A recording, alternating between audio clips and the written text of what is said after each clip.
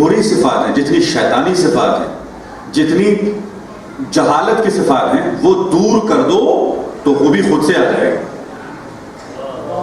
جہاں اندھیرا نہ ہو وہاں روشنی خود سے آ جاتی ہے، اس لیے کہ روشنی خود وجود ہے۔ ہم اندھیرے کی وجہ سے روشنی کو دور کر دیتے ہیں۔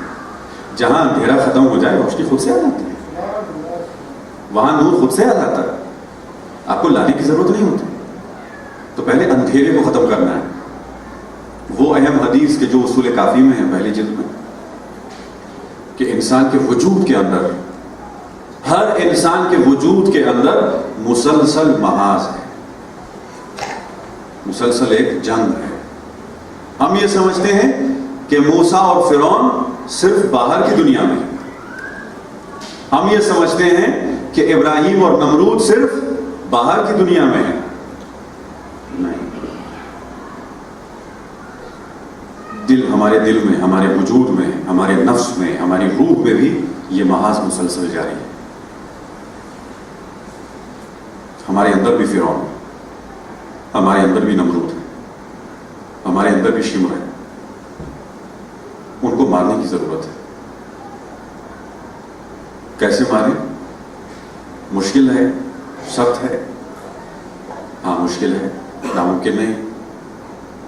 بعض علماء ہیں، اہل سنت کے علماء، انہوں نے لکھا کہ اگر انسان کی صفت مضبوط ہو جائے، کوئی بھی خاص صفت، بری صفت مضبوط ہو جائے اور ایک شکل کی صورت اختیار کر لے، پھر اسے بدلنا ناممکن ہے۔ لیکن آیت اللہ نراقی نے کہا اگر ناممکن ہو پھر تمام انبیاء کا آنا بیکار ہو جائے۔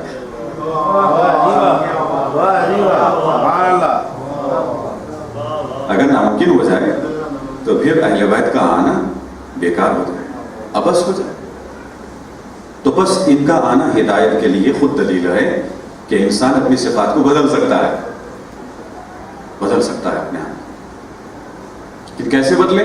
مشکل ہے، ہاں مشکل ہے، ناممکن نہیں ہے۔ اور تعجب اس وقت ہوتا ہے کہ جب کوئی عزادار حسین یہ کہے کہ میرے لیے اپنی صفات کو بدلنا مشکل ہے۔ کوئی علی ابن ابی طالب کا ماننے والا، ابھی آپ سن رہے ہیں ظفر بھائی سے، کوئی مشکل کشا کا ماننے والا یہ کہے کہ بری صفات کو بدلنا مشکل ہے، یہ بہت اہم کام۔ واقعی اگر ہم یہ چاہتے ہیں کہ ہم سچے شیعہ بنیں، ہم سچے عزادار بنیں، تو ان صفات کو بدلنا ہوگا۔ صفات بدل جائیں کہ جو جڑ ہیں، بنیاد ہیں، افعال خود سے بدل جائیں۔ ہم کیا کرتے ہیں کہ جیسے وہ کہتے ہیں نا یہاں خواہ مخواہ کے پودے نکل آتے ہیں، ویڈز جو کہتے ہیں، ہم اوپر سے کاٹ دیتے ہیں اور پھر وہ نکل آتے ہیں۔ اور بعض درخت جو ہمیں پسند نہیں ہوتے ہم اوپر سے ٹریمنگ کر دیتے ہیں، یہی کرتے ہیں۔ ہم جڑ میں نہیں جاتے، جڑ کو اکھاڑنے کی ضرورت ہے، ہمیں بنیاد کی طرف جانا ہوگا جو صفت ہے۔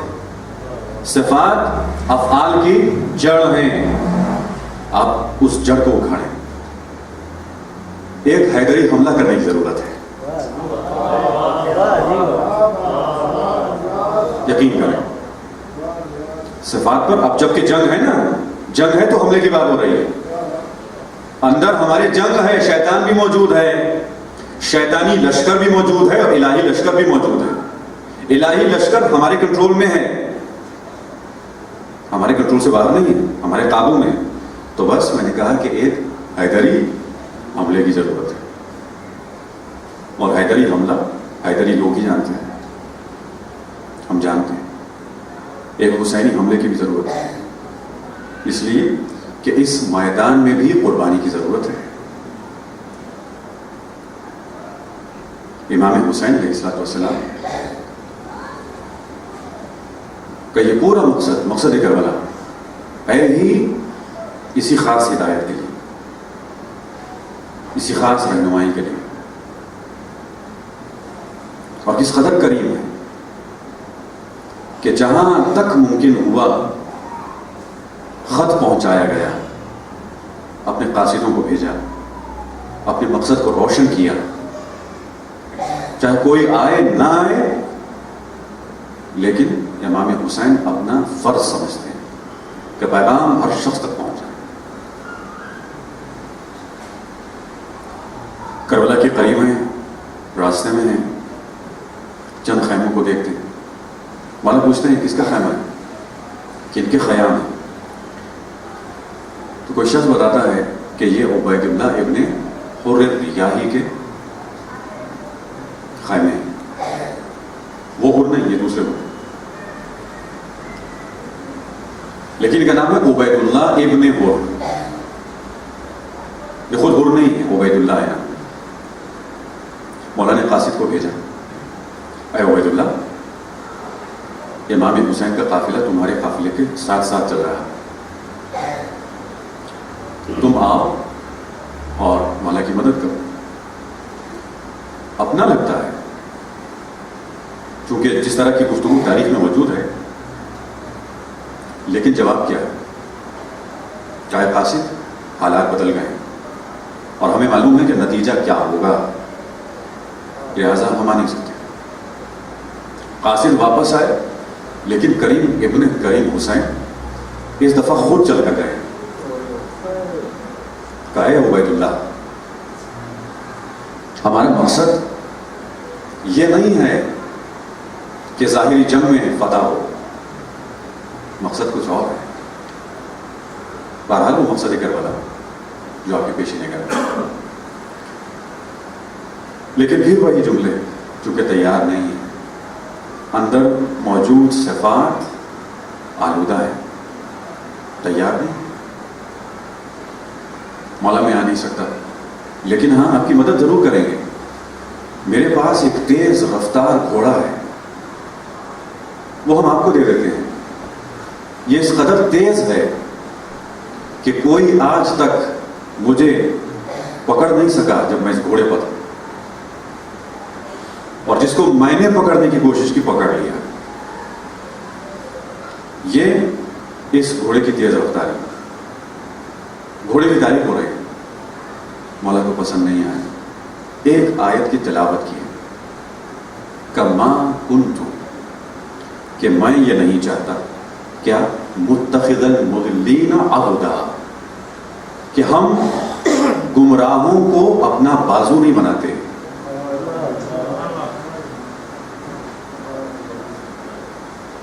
یہ آیت ہے،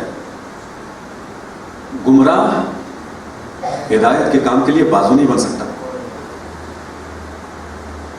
یہ ہمارے لیے، علماء کے لیے، اور پھر ہر امام بارگاہ کے منتظمین کے لیے، نوحہ کے لیے، شعراء کے لیے، سب کے لیے بہت بڑا میسیج ہے امام حسین علیہ السلام۔ اگر تم دین کے لیے کچھ کرنا چاہتے ہو، پہلے اپنے آپ کو پاکیزہ بناؤ، اپنے آپ کو پاکیزہ بناؤ، پھر تم بازو بنو گے امام زمانہ کے لیے۔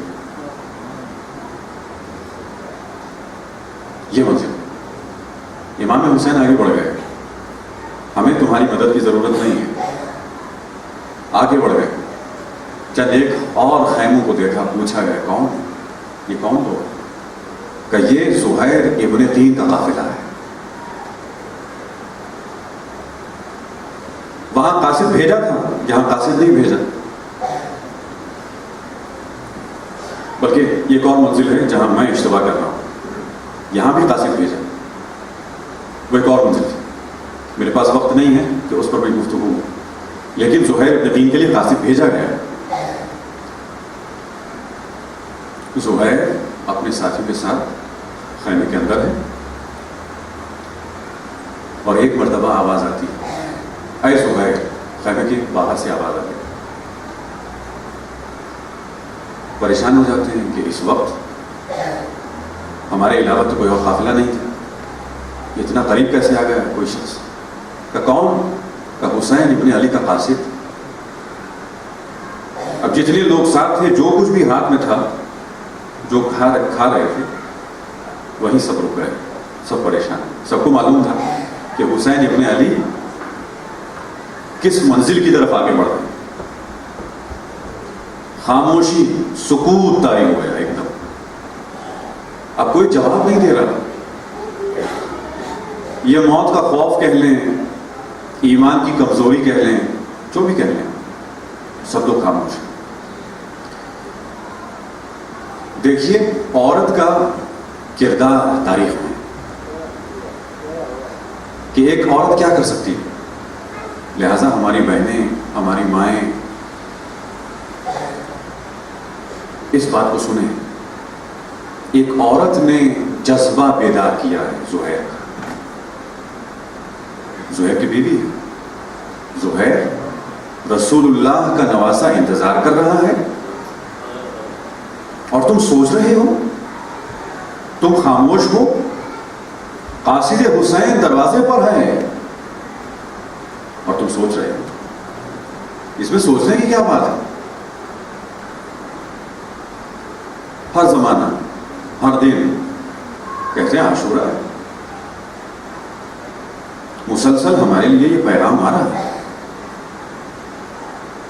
ہمیں دیکھنا ہوگا اپنے اندر، اپنے وجود میں جھانک کر ہم کس منزل پر ہیں۔ ہم زہیر کی منزل پہ ہیں یا عبید اللہ ابن حور کی منزل پر ہیں؟ ہم اتباع کی منزل پر ہیں یا خدا نخواستہ جہالت کی منزل پر، گمراہی کی منزل پر؟ زہیر اٹھے، حوصلہ آیا، جذبہ پیدا ہوا، آئے مولا حسین کی طرف، السلام علیکم یا حسین ابن علی، وعلیکم السلام یا زہیر، خوش آمدید۔ چند ایک کلمات کہے گئے اور پھر مولا حسین ان کو خیمے کے پیچھے لے گئے۔ کچھ الفاظ شاید اسرار کے تھے، چند باتیں راز کی تھی، لیکن کچھ مورخین نے نقل کیا ان الفاظ کو، اور بڑے عجیب الفاظ۔ مولا حسین نے کہا زہیر، تمہیں وہ وقت یاد ہے کہ جب تم ہمارے بابا کے لشکر میں تھے، مولا علی کے لشکر میں تھے، اور جنگ میں ہمیں فتح نصیب ہوئی، اور پھر تمہیں مال غنیمت جو ملنا تھا وہ ملا، سلمان تمہارے قریب آئے اور انہوں نے پوچھا زہیر کیا تم راضی ہو مال غنیمت سے؟ آپ نے کہا میں راضی ہوں، اس لیے کہ مولا نے یہ دیا، مولا نے یہ مال دیا، مال غنیمت دیا، میں راضی ہوں۔ لیکن سلمان نے ایک جملہ کہا تھا، زہیر تمہیں یاد ہے؟ کہا مولا کیا کہا؟ سلمان نے کہا تھا کہ ایک بڑی زمین پر، ایک بڑی زمین، عظیم زمین پر تمہیں ایک خوشخبری ملے گی اور تم بہت زیادہ خوش ہو جاؤ گے۔ کہاں؟ مجھے یاد ہے، ابھی یاد آ رہا ہے۔ کہ زہیر وہ عظیم زمین یہی ہے جہاں تم کھڑے ہو، اور خوشخبری ہم تمہیں دے رہے ہیں، ہمارے ساتھ جانے کے لیے تیار ہو۔ جیسے یہ خبر سنی، زہیر اب وہ زہیر نہیں رہا، زہیر بدل گیا۔ زہیر میں خواہش شہادت پیدا ہوئی، تمنا پیدا ہوئی شہادت کی۔ اسی لیے جب واپس خیمے میں آئے تو زوجہ بھی پریشان ہے، فوراً کہہ دیا جتنے لوگ میرے ساتھ ہیں وہ اپنے خیمے مولا حسین کے خیمے کے ساتھ لگا لیں، یا جو لوگ نہیں جانا چاہتے وہ چلے جائیں۔ میں کسی کو زبردستی اپنے ساتھ لے جانا نہیں چاہتا، جو لوگ آنا چاہتے ہیں وہ اپنے خیمے مولا حسین کے خیموں کے ساتھ لگا لیں۔ یہ کہنے کے بعد بس ہم مصائب کی منزل تک پہنچوں۔ اپنی زوجہ سے کہا اے مومنہ، کئی سالوں سے تم میرے ساتھ، لیکن اب میں چاہتا ہوں کہ تم مجھ سے جدا ہو جاؤ، میں یہ چاہتا ہوں کہ تمہیں طلاق دے دوں۔ یہ مومنہ پریشان کہ زہیر جب تم اکیلے تھے تو میں تمہارے ساتھ، اب کہ جب تم حسین کے پاس جا رہے ہو تو مجھے کیوں جدا کر رہے؟ کہ مومنہ ہمارا تمہارا ساتھ دنیا کا تھا، میں تو مرنے جا رہا ہوں، میں مرنے جا رہا ہوں، لہذا یہ چاہتا ہوں کہ تم مجھ سے جدا ہو جاؤ۔ کہ نہیں زہیر، تم شہید ہو جانا۔ کہ کم از کم میں ماتم کروں گی. زہیر ایک بڑا شہید ہے. تمام شہدائے کربلا کے لیے ہم علیہ السلام کہتے ہیں نا, کوئی عام صحابی نہیں ہے کہ زہیر تمہاری شہادت کے بعد, تمہاری موت کے بعد میں ماتم کروں گی, میں گریہ کروں گی, لوگ مجھے تعزیت دیں گے, مجھے جدا نہ کرو. کہ نہیں, یہ سخت مرحلہ ہے. کہ کیسے؟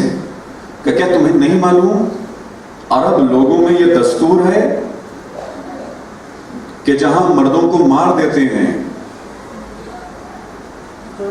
اللہم صلی علی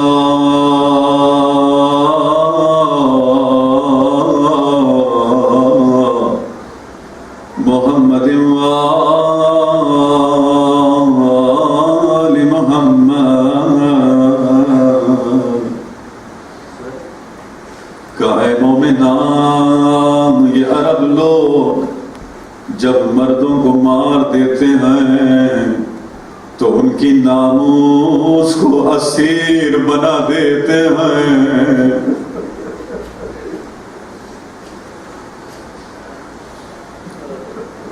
زوجہ نے کہا زہیر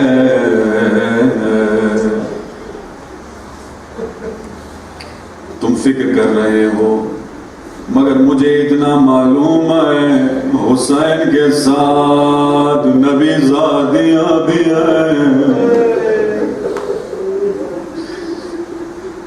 تو مجھے اپنے ساتھ لے کر چلو, میں ان کے ساتھ رہوں گی. اس بات کی فکر تو مولا حسین نے بھی کی ہوگی کہ شاید ممکن نہ ہو. زہیر کو ذرا غصہ آیا, کیا مومنان, تم میں اور نبی زادیوں میں بڑا فرق ہے. تم ایک عام عورت ہو, وہ نبی کی بیٹیاں ہیں. زہیر نے عجیب جملہ کہا, ارے کس کی مجال جو زہرا کی بیٹیوں کی طرح بھی دیکھ.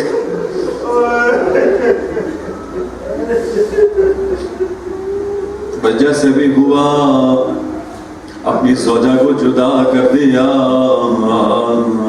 زوجہ چلی گئی. روز عاشوراء زہیر شہید ہو گئے. بہت کارنامے ہیں زہیر ابن قین کے, لیکن میں یہ چاہتا ہوں مصائب کے چند جملے آپ سے. 12 محرم جب قافلہ کوفہ پہنچا, منادی نے آواز دی, اے کوفے والو, وہ قافلہ کوفے میں آ گیا ہے, وہ جن کے مردوں نے قیام کیا تھا. الفاظ عجیب ہیں, میں پڑھ نہیں سکتا, ذرا بدل کر پڑھ رہا ہوں. ان کے مردوں کو ہم نے مار دیا ہے, ان کی عورتیں اسیر ہیں, قیدی ہیں. آؤ تماشا کرو, دیکھو. ہزاروں کوفے والے لوگ جمع ہو گئے. کوفے کے لوگ آئے, تماشا کرنے لگے, پتھروں سے استقبال کیا.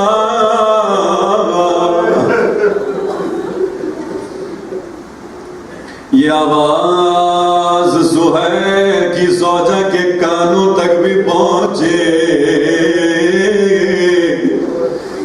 بس فوراً خیال آیا, ہو نہ ہو یہ وہی قافلہ ہے جس میں میرا وارث, میرا شوہر زہیر بھی تھا.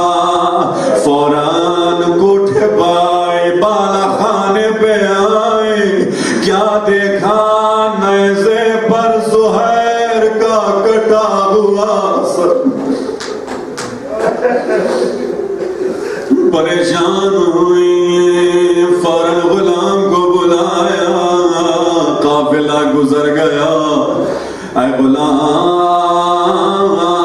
تم زہیر کی بھی غلام ہو، میرے بھی غلام ہو، اپنے مولا کی ایک آخری خدمت کر لو، جس خدمت کے بدلے میں تمہیں آزاد کر دوں گی، کا حکم کریں۔ زوجہ زہیر نے کہا غلام یہ کفن لو، فوراً کربلا کی طرف جاؤ،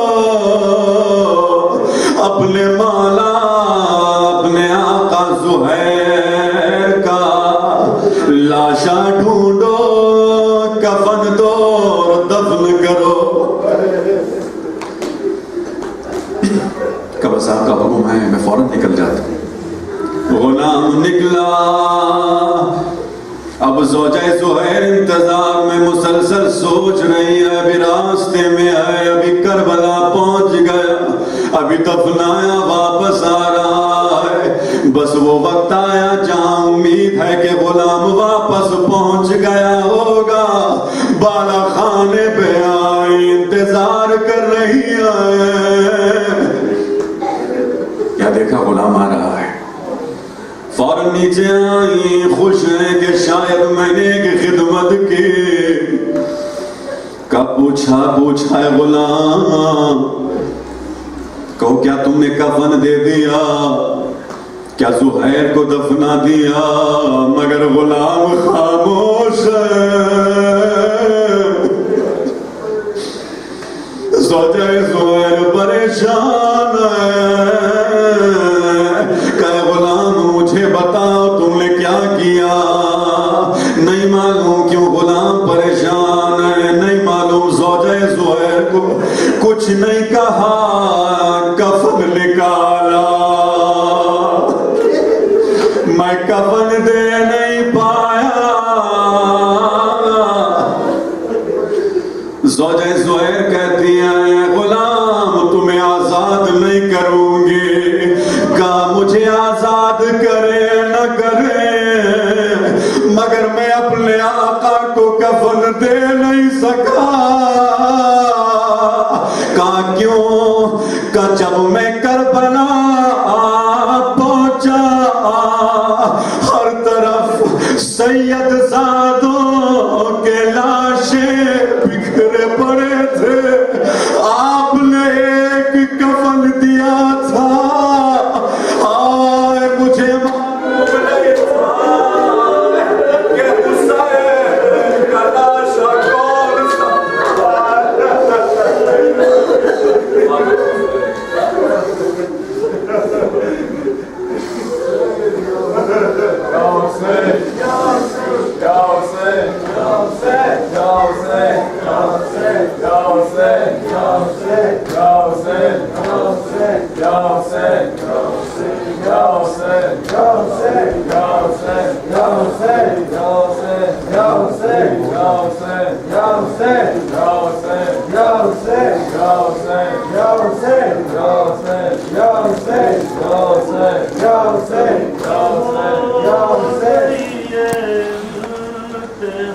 رسول کے بعد ستم کی ہو گئی ہے، رسول کے بعد ستم کی ہو گئی ہے، رسول کے بعد چلی ہے مانگنے حق پا تیرا رسول کے بعد ستم کی ہو گئی ہے، تیرا رسول کے بعد ستم کی ہو گئی ہے، تیرا رسول کے بعد رسول ذاتی کھڑی کیوں رہی سرے دربار، رسول ذاتی کھڑی کیوں رہی سرے دربار، کون تخت پہ بیٹھا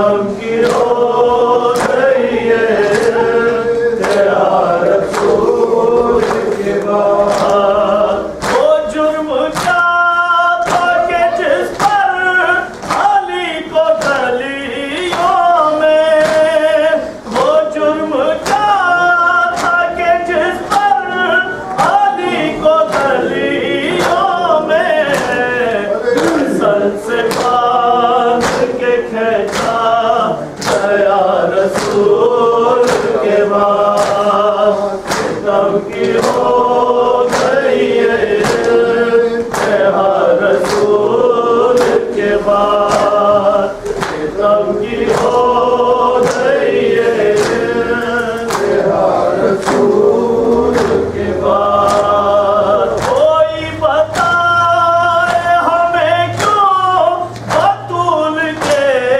گھر سے کوئی بتائے ہمیں کیوں بطول کے گھر سے ہمیشہ رونے کی آتی صدا رسول کے بعد ستم کی ہو گئی ہے تیرا رسول کے بعد ستم کی ہو گئی ہے تیرا رسول کے بعد شہید ہو گیا اس کی ضرب سے محسن شہید ہو گیا اس کی ضرب سے محسن رے بطول جلایا گیا رسول کے بعد ستم کی ہو گئی ہے تیرا رسول کے بعد ستم کی ہو گئی ہے تیرا رسول کے بعد وہ جا کے شہر سے باہر بدر کو روتی رہی وہ جا کے شہر سے باہر بدر کو روتی رہی سینے گھر میں نہ رونے دیا رسول کے بعد ستم کی ہو گئی ہے تیرا رسول کے بعد ستم کی ہو گئی ہے تیرا رسول کے بعد ظفر نبی کے گھرانے بیٹھا کے ظلم و ستم ظفر نبی کے گھرانے بیٹھا کے ظلم و ستم جائی جانے لگی کربلا رسول کے بعد ستم کی